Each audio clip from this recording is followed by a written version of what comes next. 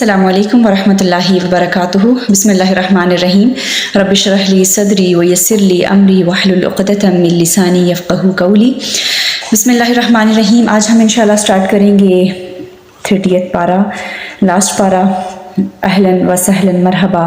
نبی کریم صلی اللہ علیہ وآلہ وسلم نے فرمایا، جو شخص علم کے راستے پر چلے اللہ اس کے لیے جنت کی راہوں کو آسان کر دیتا ہے۔ سورۃ النبا۔ اعوذ باللہ من الشیطان الرجیم، بسم اللہ الرحمن الرحیم۔ عما یتساءلون عن النبأ العظیم۔ وہ باہم کس چیز کے بارے میں سوال کرتے ہیں؟ اس عظیم خبر کے بارے میں جس میں وہ اختلاف کرتے ہیں۔ ہرگز نہیں، جلد ہی وہ جان لیں گے۔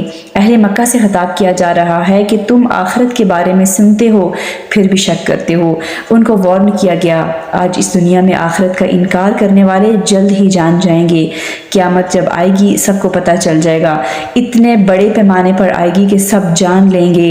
آج انکار کرنے والے، سرکشی کرنے والے، تکبر کرنے والے جو نہیں مانتے، جو کہتے ہیں جب آئے گی دیکھی جائے گی، ہم امت وسط ہیں، ہم نبی کریم صلی اللہ علیہ وآلہ وسلم کی سفارش کی وجہ سے بچ جائیں گے، تو یہ ساری چیزیں کل کھل کر سامنے آ جائیں گی۔ جس نے سرکشی کی، اللہ کا حکم نہ مانا اور اس کتاب کے آگے نہ جھکا، رب کے آگے نہ جھکا، اور جہنم ہی اس کا ٹھکانہ ہوگا۔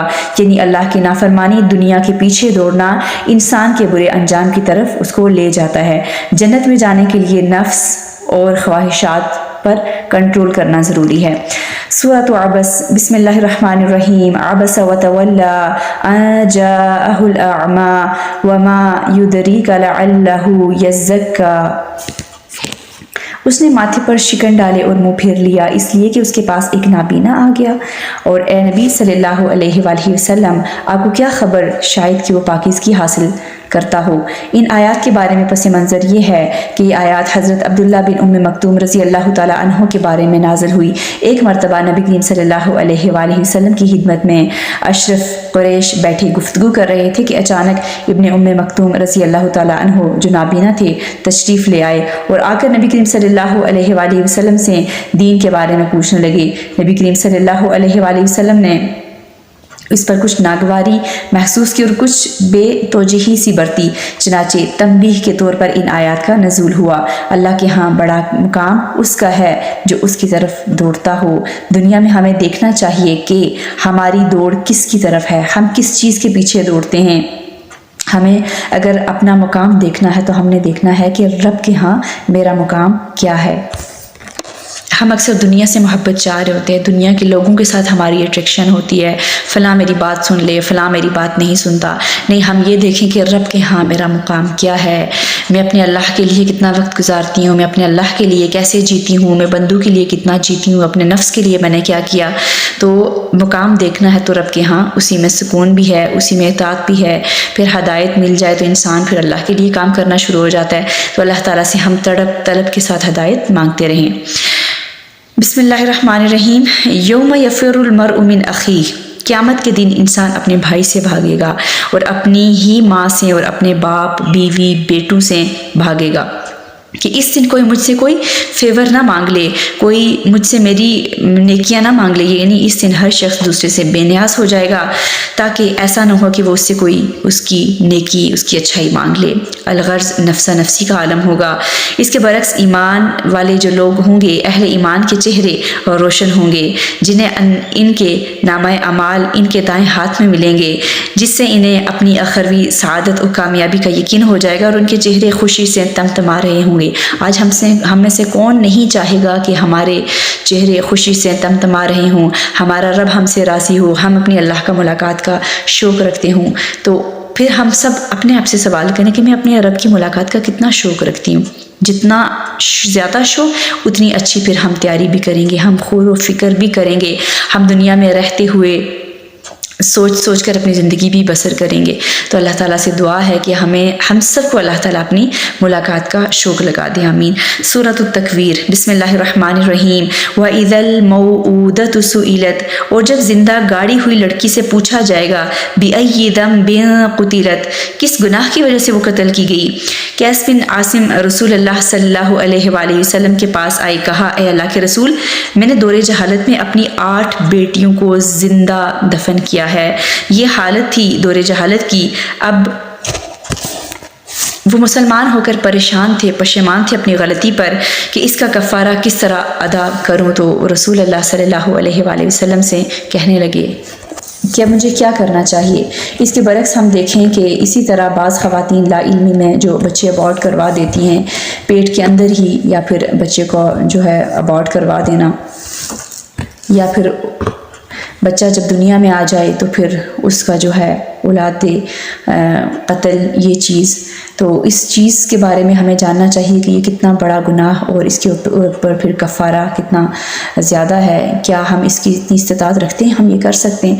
تو اب رسول اللہ صلی اللہ علیہ وآلہ وسلم نے ان میں سے ہر ایک کے بدلے ایک غلام آزاد کرنے کو کہا۔ تو انہوں نے آگے سے کہا کہ میں تو اونٹوں والا ہوں، میرے پاس غلام نہیں۔ آپ صلی اللہ علیہ وسلم نے فرمایا اگر تو چاہتا ہے تو ان کی طرف، یعنی ہر بچے کی طرف سے ایک اونٹ قربان کر دے۔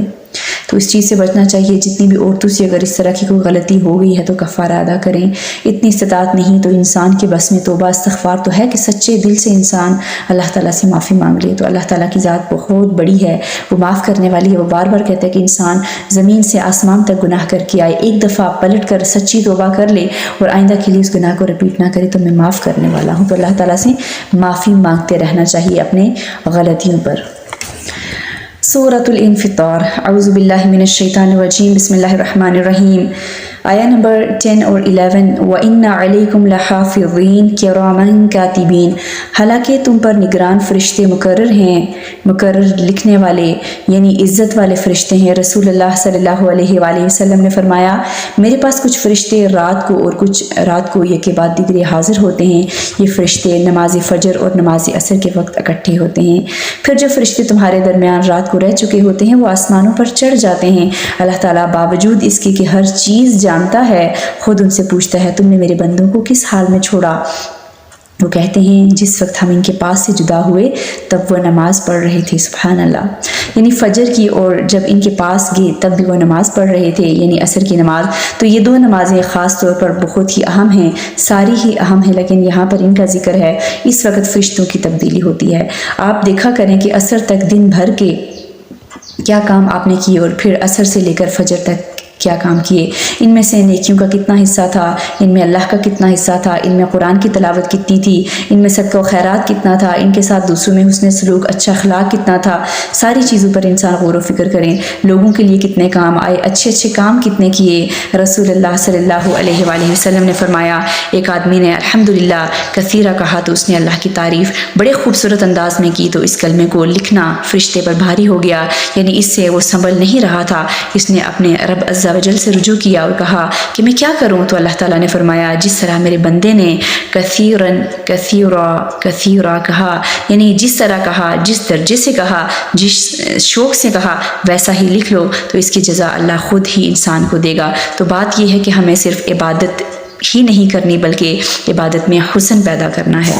صرف یاد ہی نہیں کرنا، جلدی جلدی میں سبحان اللہ سبحان اللہ سبحان اللہ نہیں کرنا، بلکہ اچھے انداز میں ایسے کرنا ہے کہ وہ الفاظ دل سے نکلے ہوں۔ الحمدللہ بھی کہیں تو صرف لپ سروس نہیں ہونی چاہیے بلکہ اچھے انداز میں کہ خود تسبیح کرتے ہوئے دل بھی سکون میں ہو کہ ہم نے کچھ حق ادا کرنے کی کوشش کی، بلکہ وہ دل کے الفاظ ہونے چاہیے اور اللہ کا شکر ادا کیا کریں۔ اللہ تعالیٰ فرماتے ہیں جب میں اپنے بندے میں سے کسی کو آزماتا ہوں اور وہ میری تعریف کرتا ہے، اس پر تکلیف ہے، اس پر آزمائش آئی، اس نے میری تعریف کی اور پھر بھی وہ الحمدللہ کہہ رہا ہوتا ہے اور اس پر وہ صبر کرتا ہے جس میں نے اس کو مبتلا کیا، تو وہ شفا یاب ہو کر اپنے بستر سے اس دن کی طرح گناہوں سے پاک ہو کر اٹھتا ہے جس دن اس کی ماں نے اس کو جنم دیا تھا۔ سبحان اللہ، صبر کا بدلہ کتنا اچھا ہے۔ اور اللہ اپنے اعمال لکھنے والے فرشتوں سے فرماتے ہیں میں نے اپنے اس بندے کو پابند کر لیا ہے، جکڑ دیا ہے اور اس کو آزمایا ہے اور اس کو مسلسل آزما رہا ہوں۔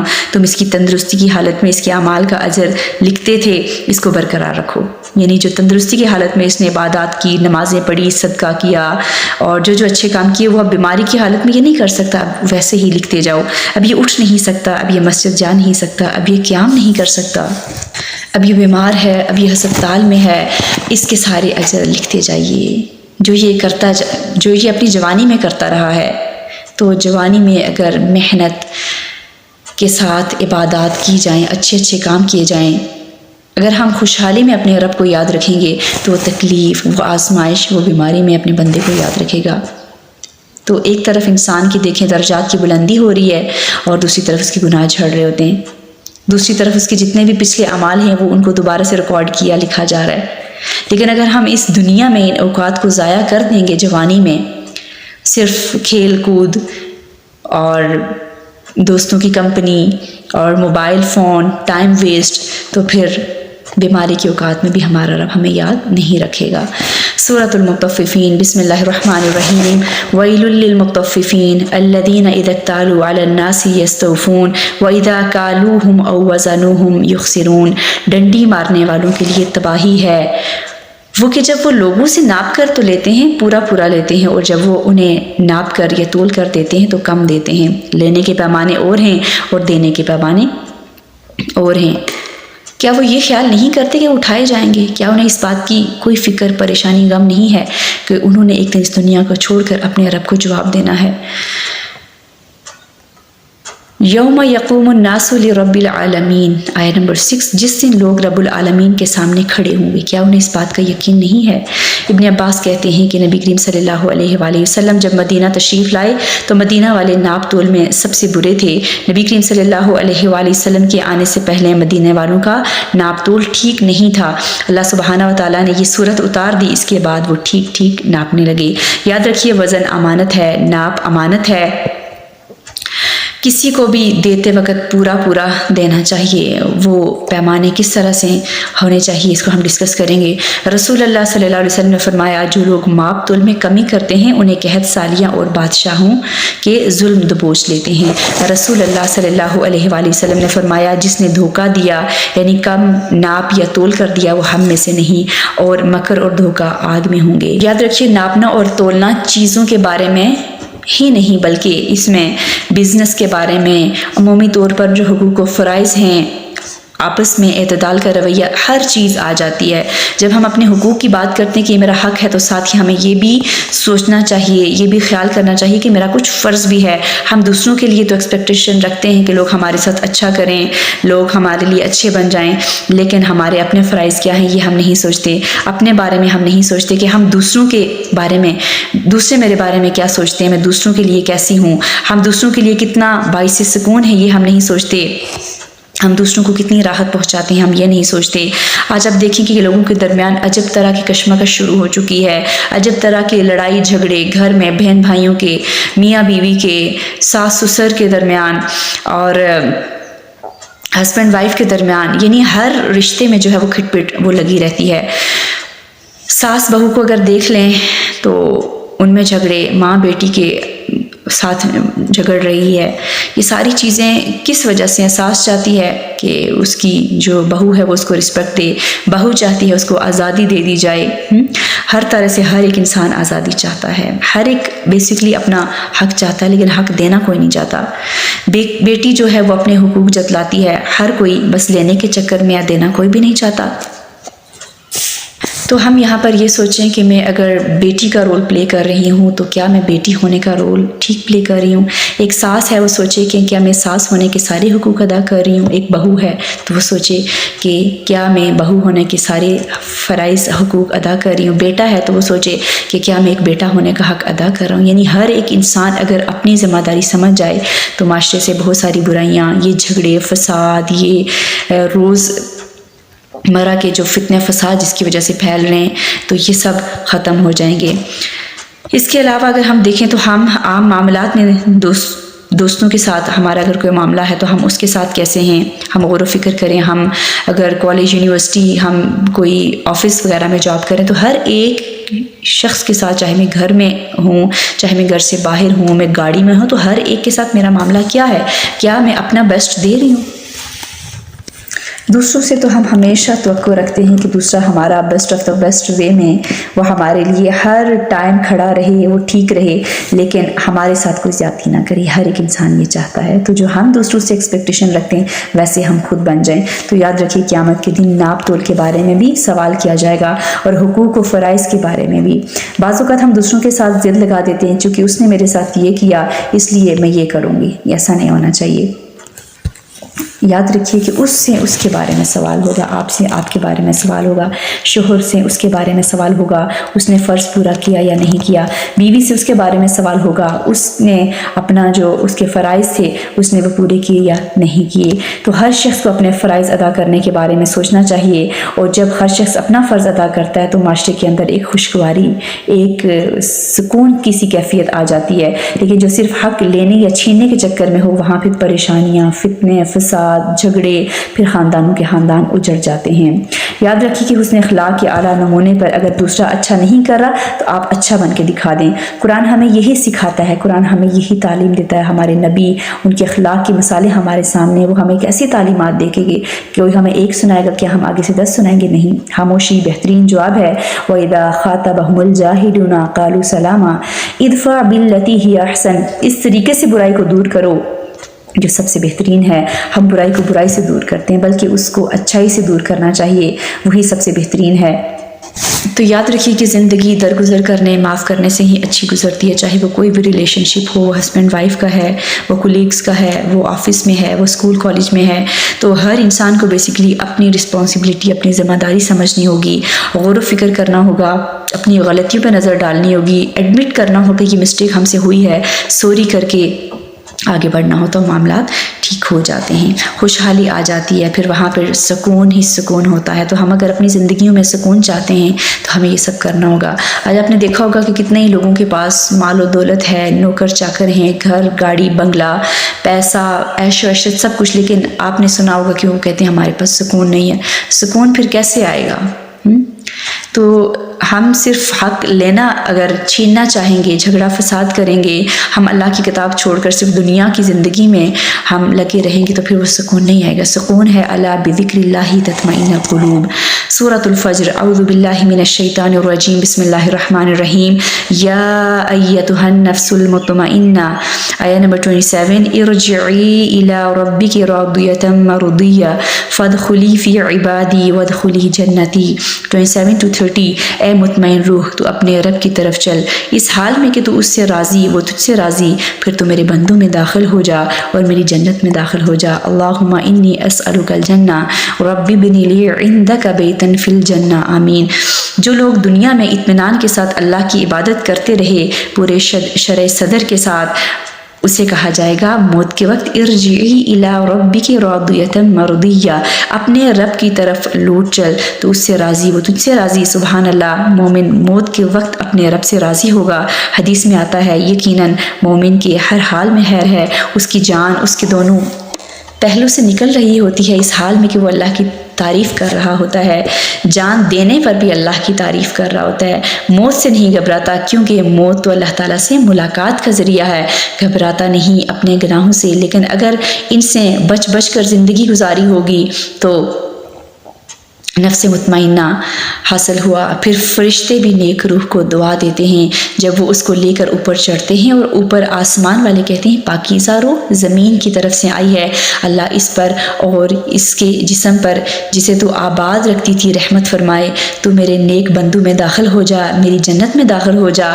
نیک روح جب فوت ہو کر اوپر جاتی ہے تو اس کے لیے علیین میں جگہ ہوتی ہے جہاں ساری نیک روحیں جمع ہیں، اور جو ان سے جا کر ملاقات کرتا ہے، پہلے نیک فوت شدہ جو رشتہ دار ہیں نیک، ان سے بھی جا کر ملاقات کرتی ہے، پھر وہ آنے والے سے پوچھتے ہیں یہ تھکا ہوا آیا ہے، ذرا ٹھہرو، اسے آرام کرنے دو۔ پھر وہ اس سے پوچھتے ہیں کہ فلاں کہاں ہے، تو کہتا ہے وہ تو فوت ہو گیا تھا، یہاں نہیں آیا، اس کا مطلب تو پتہ چلتا ہے کہ وہ سجین میں چلا گیا۔ تو وہ اداس ہوتے ہیں کہ وہ ان سے الگ ہو گیا۔ تو یاد رکھیے کہ مرنے کے بعد صرف وہ لوگ آپس میں ملیں گے جو توحید پر ہوں گے، نیک اعمال کرنے والے ہوں گے، اور اللہ کی خاطر آپس میں محبت کرنے والے ہوں گے۔ اللہ تعالیٰ ہم سب کو وہاں پہ بھی جنت الفردوس میں بھی ملنا نصیب کرے۔